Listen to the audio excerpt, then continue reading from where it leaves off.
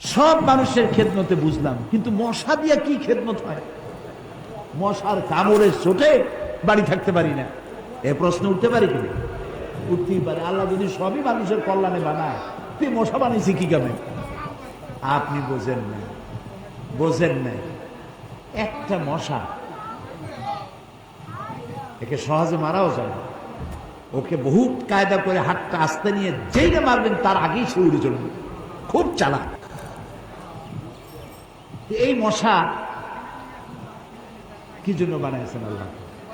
এখন দেখেন, এই মশা মারার জন্য কত company, Mortein, aerosol, ICI company, মশারি, কত রকমের ওষুধ আর মশারি, এগুলো বানাবার পেছনে লক্ষ লক্ষ শ্রমিক কাজ করে, আর লক্ষ লক্ষ মানুষের পেটের ভাত জোটে।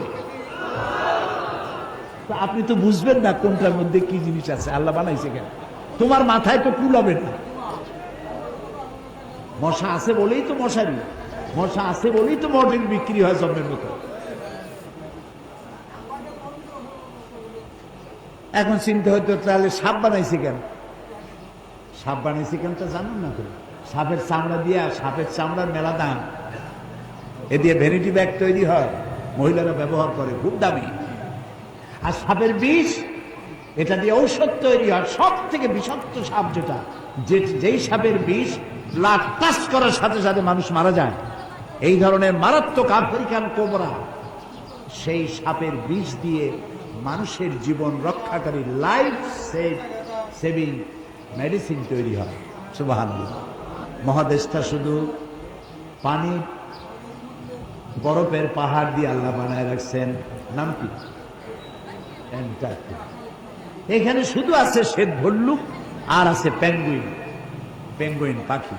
এই পেঙ্গুইন পাখি পানির মধ্যেও ডুবাইতে পারে, বাতাস দিয়েও উঠতে পারে। এই পেঙ্গুইন পাখিগুলি আমি দেখেছি, সে ডিম পেড়ে তাকে 3 মাস 90 দিন ডিমে তা দিতে হয়। ডিমটা পারলো কিসের মধ্যে? বরফের মধ্যে।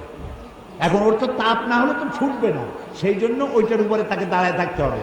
পেঙ্গুইন কিন্তু আবার এই শুইতে বসতে পারে না, দাঁড়ায় থাকে। আর গায়ে একটা কালো চাদরের মতো, মুখটা সাদা, মনে হয় সৌদি প্রিন্স। হাঁটেও খুব কায়দা করে, জমিদারি স্টাইলে হাঁটে। তো বাচ্চা ডিম দিয়ে ডিমের উপরে সে দাঁড়ায় থাকে, তার শরীরের একটা অংশ ডিমের উপরে দিয়ে দাঁড়ায় থাকে। 3 মাস 90 দিন দাঁড়ায় থাকতে হবে। এই 90 দিন সে খাবে কি? ওর স্বামীকে, পুরুষ পেঙ্গুইনকে আল্লাহ এত দয়া দিচ্ছেন, ও মাছ ধরে ধরে প্রত্যেক দিন ওর বউরে খাওয়ায়। সুবহান সুবহান।